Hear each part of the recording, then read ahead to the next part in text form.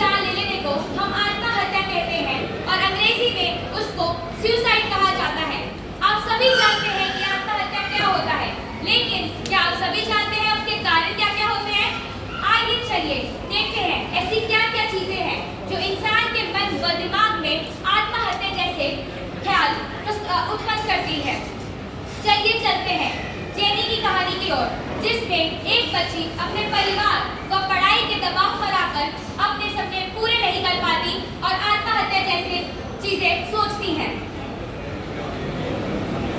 Left left आगे आगे right left पीछे पीछे आ जा यार लेट्स स्टार्ट द वे। अरे बंद करो इसे, ये क्या नाच गाना लगा रखा है? प्रैक्टिस कर रही थी। प्रैक्टिस? किस बात का प्रैक्टिस?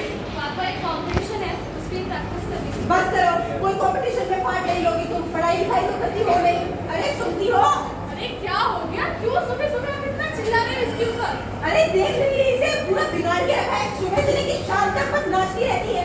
सही बोल रहे हो, जब से मैं सुबह उठी तब से ये नाच गाना लगा रखा है इस लड़की ने।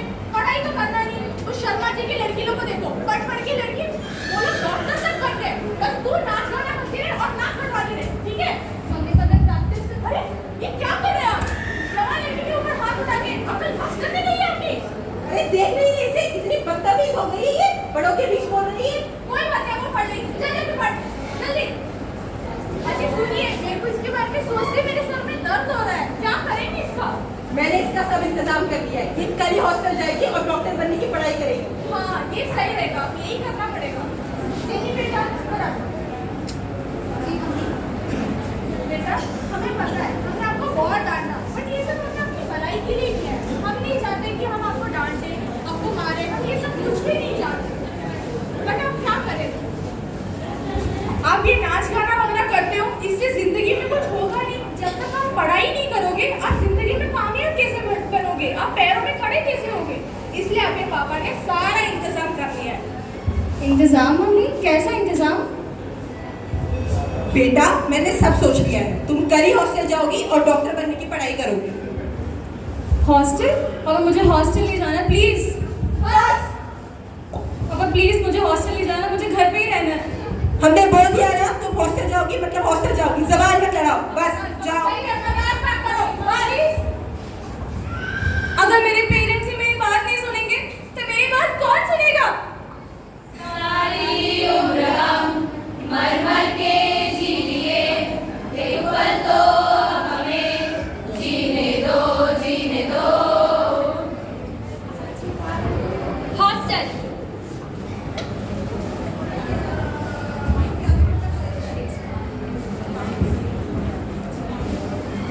क्या जेनी के मार्क्स अभी बहुत कम होते जा रहे हैं, मुझे इससे बात करनी पड़ेगी। जेनी बेटा इधर आओ। Yes ma'am, good morning. बेटा आजकल आपके मार्क्स बहुत कम हो रहे हैं, क्या बात है? आपका मन नहीं लगता पढ़ाई में? मैम मुझे डॉक्टर नहीं बनना, मेरी रुचि डांस में है, मुझे ज़बरदस्ती यहाँ भेजा गया है, मुझे किसी में मन नहीं लगता मैम। कोई बात नहीं, मैं तुम्हारे पेरेंट्स से बात करूँगी। बेटा एक सेकेंड रुकना, ये तुमने हाथ पे कट्स मारे हैं? मैम कुछ नहीं है मैम, सच में। तुमने अपने आप को मारने की कोशिश करी है? मैम वो गलती से कट गया मैम, सच में कुछ नहीं है। तुम जाओ, मैं देखती हूँ। जी मैम। मुझे इसके पेरेंट्स से बात करनी चाहिए। पीटी है। Good morning.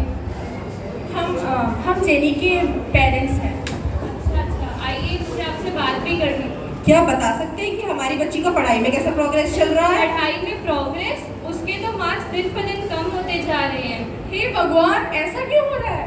उसका पढ़ाई करने का मन नहीं था, उसकी रुचि तो डांस में थी, आपने उसे यहाँ जबरदस्ती भेजा है। जबरदस्ती?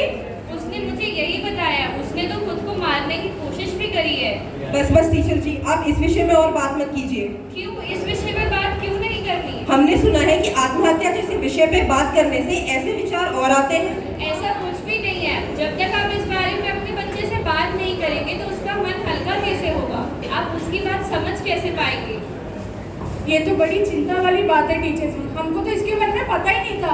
हम सोचते थे अगर सुसाइड के बारे में बात करेंगे तो उसके बारे में और विचार आएंगे। ऐसा नहीं है, आपको उससे बात करनी चाहिए। हम उससे जरूर बात करेंगे, हम अपनी राय कुछ भी उसके ऊपर अब नहीं डालेंगे। ये बताने के लिए बहुत बहुत धन्यवाद टीचर जी। धन्यवाद।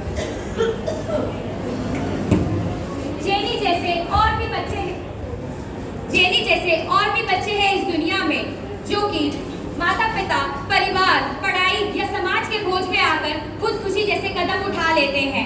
आप सभी ने न्यूज़पेपर व मीडिया में देखा ही होगा कि कैसे 11वीं, 12वीं एंट्रेंस एग्जाम देने वाले बच्चे खुदकुशी कर लेते हैं।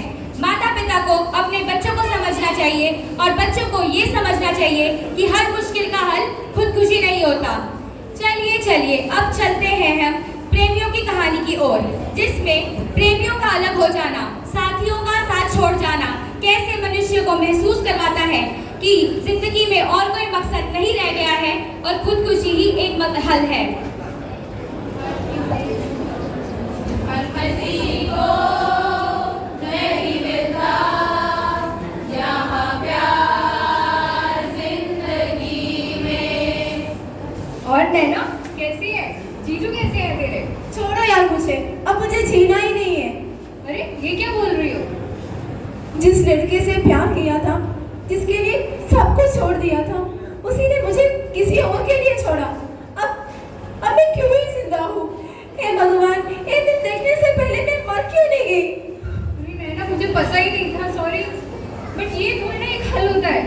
जो तुम्हें सच्चे दिल से प्यार करता है ना, वो तुम्हें छोड़ के नहीं जाएगा, वो तुमसे कुछ नहीं चाहेगा। और तुमने अपने मम्मी पापा के बारे में एक बार भी नहीं सोचा? उन्होंने तुम्हें इतना बड़ा किया ये दिन देखने के लिए। जो तुम्हें छोड़ के गया है उसके सामने जी के दिखाओ, उसी में तुम्हारी जीत है। समझी नैना? चलो। भाइयों और बहनों, खुदकुशी सब कुछ नहीं होता और साथी का साथ छोड़ जाना भी सब कुछ नहीं होता। आप सभी को भगवान ने एक ही जीवन दिया है, जीवन अनमोल है, तो उसे जीना सीखिए। अब अगले दृश्य में हम देखेंगे कि कैसे आम आदमी अपनी रोजमर्रा की परेशानियों व जिम्मेदारियों से तंग होकर कितनी ही आसानी से आत्महत्या व खुदकुशी जैसे हल ढूंढ लेता है। आप सभी मुझे बताइए, क्या हमारे जीवन में परेशानियां या अन्य जिम्मेदारियां नहीं हैं? क्या हमें भी आत्महत्या करना सही रहेगा? आइए देखते हैं रमेश की कहानी, जो अपनी परेशानियों से तंग होकर आत्महत्या का फैसला करता है।